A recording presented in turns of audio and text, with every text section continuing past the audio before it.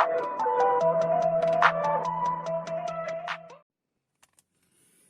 day guys, Mark here again and welcome back to my channel. If you're new to my channel, you love cars, DIYs, and anything under the sun, please consider subscribing and check out my playlist. Good day guys, so ngayong araw, papakita ko sa inyo kung paano i-fold yung third and second row ng inyong Toyota Rush. Yung sa akin kasi 5-seater lang to, pero yung procedure po would be the same for the 7-seater and the 5-seater. Parehas lang po, mapa E or G variant. And kasi maraming nagtatanong paano nga i-fold para magkaroon sila ng extra space sa kanilang Toyota Rush. Okay, so today, i-demo ko sa inyo kung paano.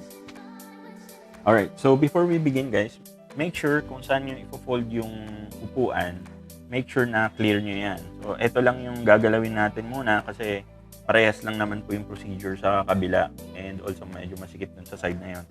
Kaya hindi tayo makakabukas ng pinto. Dito sa gilid, makikita nyo, meron yung lever. Ito. Ang rush kasi is parang automatic na nag-a-unlock yung sa ilalim. Hindi kagaya ng ibang sasakyan. Pagka finold nyo to, meron pa kayong isang lever pa na pipindutin para maiangat yung upuan. So, itong lever na to, hilahin nyo lang, papasok. And then, nakikita nyo, mag-fold na. And, sandali. Kailangan to guys nakatupi yung headrest. Okay, so pagka natupi na yung headrest, is automatic yan guys, basta nahiga nyo na ng ganyan, naka-unlock na yan, hihilahin nyo na lang to pataas. Yan. So, medyo masikip lang kasi nga hindi pa fully na-retract yung aking headrest kasi may ano ako dun yung hook para sa mga cargo. And pagka ibabalik nyo na, kasi ito completely na fold yan, ganun din sa kabila. And yung mga upuan sa likod, ganun din po.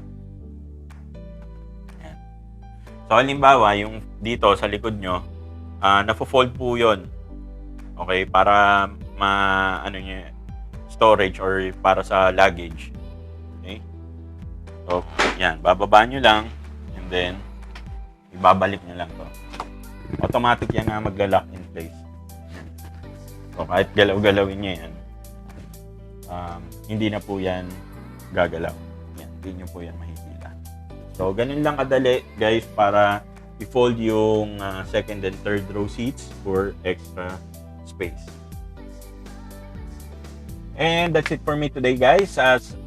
Hope you liked the video. If you did, please give this video a thumbs up. At kung hindi pa po kayo nakasubscribe, hit nyo na po yung subscribe button. Again, Mark na pala ulit. And kung kailangan nyo po ng parts and accessories ng inyong sasakyan, link po sa description section below. Once again, Mark nga pala ulit. Maraming salamat po sa pagsama sa akin today and hope to see you guys on our next video.